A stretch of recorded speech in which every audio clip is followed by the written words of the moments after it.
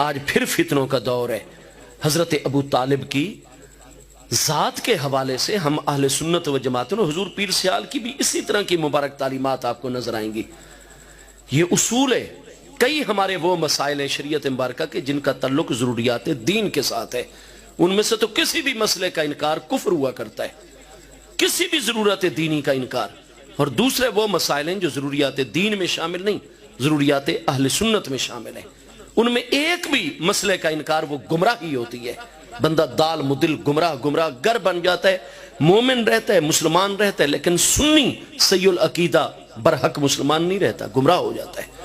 اور تیسری قسم کے وہ مسائل ہیں جو خود اہل سنت و جماعت میں شروع سے اختلافی چلے آ رہے ہیں، اس پر ایک سے زیادہ آ رہا ہے۔ فقہیات اور عملی مسائل کے اندر جیسا کہ سیاہ خطاب کا مسئلہ ہے، آپ حضرات اہل بیت اطہار کی کریم ہستیوں کو، صحابہ کرام کی مبارک ہستیوں کو دیکھیں گے، ایک جماعت اس کی قائل ہے، ایک جماعت انکاری ہے، دونوں کے پاس دلائل موجود ہے، شروع سے مسئلہ اختلافی ہو گیا۔ اگر آپ اختلاف میں سے نکل آئیں اور سیاہ خطاب استعمال نہ کریں، کوئی اور کلر استعمال کر لیں، بڑا افضل ہے، مستحب ہے، اجر و ثواب زیادہ ہو جائے گا۔ لیکن اگر کوئی مسلمان سیاہ خطاب سر کے بالوں پر، مونچھوں پر، داڑھی پر لگائے گا، بالکل جائز ہے، گناہگار نہیں ہوگا، کیونکہ مسئلہ جو شروع سے اختلافی ہے، ہاں جی۔ اور امامت وہ کروائے، اس کی اپنی نماز برحق، اس کے پیچھے نماز بالکل جائز جو سیاہ خطاب استعمال۔ اسی طریقے سے بہت سارے مسائل قرون اولیٰ سے اہل سنت میں خود اختلافی، ان مسائل میں ایک مسئلہ حضرت ابو طالب کے ایمان کا بھی ہے۔ 3 رائے موجود ہیں شروع سے آج تک۔ ہم اہل سنت و جماعت میں بہت بڑے علماء کی ایک جماعت ایسی ہے جو آپ کے بارے میں توقف کرتے ہیں، وہ جب بھی آپ کا نام لیں گے ادب احترام پروٹوکول کے ساتھ، حضرت ابو طالب، جناب ابو طالب، آپ کا جب بھی ذکر کریں گے آپ کی خدمات کا ذکر کریں گے، آپ کی اچھائیوں کا ذکر، جو آپ نے محبوب کی خدمت کی، اسلام کی خدمت کی، محبوب کے صحابہ کرام کی خدمت کی، آپ کی خدمات کا ذکر کریں گے بڑے آسان طریقے پر۔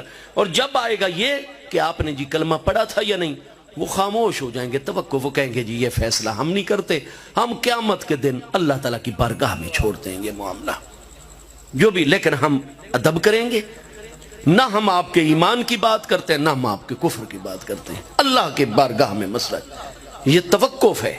اور یہ خود اہل سنت میں ایک جماعت ہر دور میں موجود ہے۔ دوسری جماعت وہ اکثر ہمارے محدثین کرام فقہاء اعظام کی ہے، وہ کہتے ہیں ہمارے پاس ایسی کوئی دلیل صحت کے ساتھ نہیں پہنچ سکی۔ یہ نہیں کہ ان کو خدا نہ خواستہ کوئی عداوت ہے، جیسے آج کل ہمارے کئی پیارے بھائی اور فاضل عزیز سٹیجوں پر بیٹھ کر کبھی امام بخاری علیہ رحمت جیسی کریم ہستی کے خلاف، کبھی امام مسلم جیسی ہستی کے خلاف، کبھی امام ترمذی جیسی ہستی کے خلاف، کبھی اعلیٰ حضرت فاضل بریلوی علیہ رحمت کے خلاف، کبھی کسی ہستی، کبھی کسی ہستی۔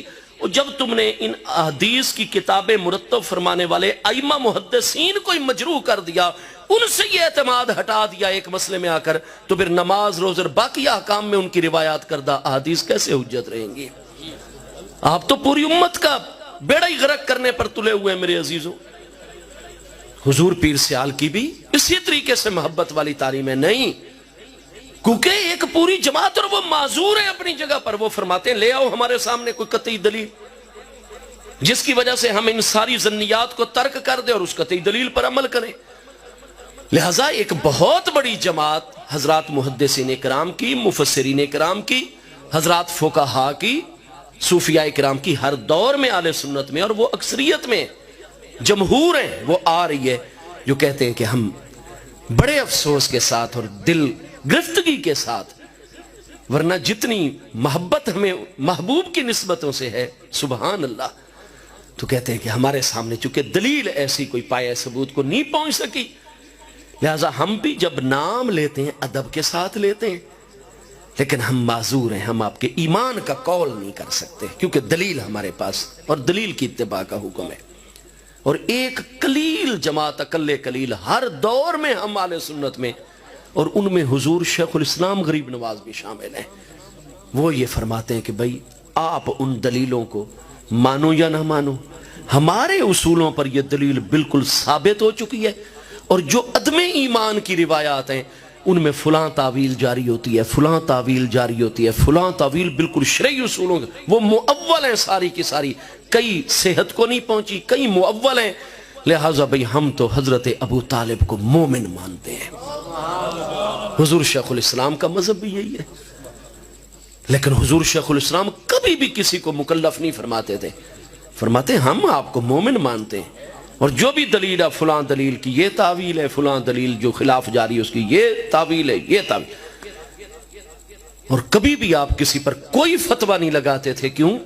یہ جو اصول ہے شریعت مبارکہ کا کہ جو مسائل شروع سے ہی اہل سنت و جماعت میں اختلافی ہو گئے ہیں ان میں آپ کسی طرف نہ تدلیل کی نسبت کر سکتے ہیں نہ تفسیق کی نسبت کر سکتے ہیں، نہ اس کے خلاف چلنے والے کو آپ گمراہ کہہ سکتے ہیں ورنہ خود آپ پر گمراہی کا فتویٰ لوٹے گا، نہ آپ گناہگار اور فاسق کہہ سکتے ہیں ورنہ فسق اور گناہگاری کا فتویٰ آپ کی طرف لوٹ کر آئے گا. تو جو ان تینوں مذہبوں میں سے حضرت ابو طالب کے متعلق جو رائے بھی اختیار کر لے گا وہ پکا صحیح العقیدہ با ادب سنی مسلمان پر حق رہے گا، نہ وہ فاسق و گناہگار ہے نہ وہ گمراہ ہے. اللہ تعالیٰ کی رحمت سے برحق اس کا ان تینوں میں سے جس راستے پر بھی وہ چل پڑے، جس کے سامنے جو بھی دلیل اور اصول ترجیح پا جائے. اعلیٰ حضرت فاضل بریلوی حضرت ابو طالب کے ایمان کے قائل نہیں ہیں، لیکن وہ ادب بھی پورا کرتے ہیں، دعائیہ کلمات نہیں کہتے لیکن جب نام لیتے ہیں احترام کے ساتھ. اور اعلیٰ حضرت فاضل بریلوی نے جن سے مکہ مکرمہ میں حدیث پاک پڑھی ہے، آل رسول علیہ السلام کے محدث علامہ سید احمد بن زینی دہلان مکی شافعی رحمت اللہ علیہ، اعلیٰ حضرت امام احمد رضا فاضل بریلوی قدس سر العزیز کے جو حدیث کے استاد ہیں مکہ مکرمہ میں، علی الاعلان ان کی کتاب ایمان ابی طالب کے اس بات میں موجود ہے، وہ مومن مانتے ہیں علی ایمان، اور کتاب لکھی ہوئی ہے. ہاں جی، ان کی کتاب کا نام ہے اصل المطالب فی ایمان ابی طالب. اعلیٰ حضرت کی عدم ایمان پر کتاب ہے اصح المطالب فی ایمان ابی طالب. اب استاد کا مذہب ہے کہ حضرت ابو طالب مومن ہے، آپ نے کلمہ پڑھا ہے. شاگرد کا مذہب ہے کہ نہیں جی میرے نزدیک ثابت نہیں ہے. ان کا موقف بھی اپنی جگہ ٹھیک ہے، ان کا موقف بھی اپنی جگہ ٹھیک ہے.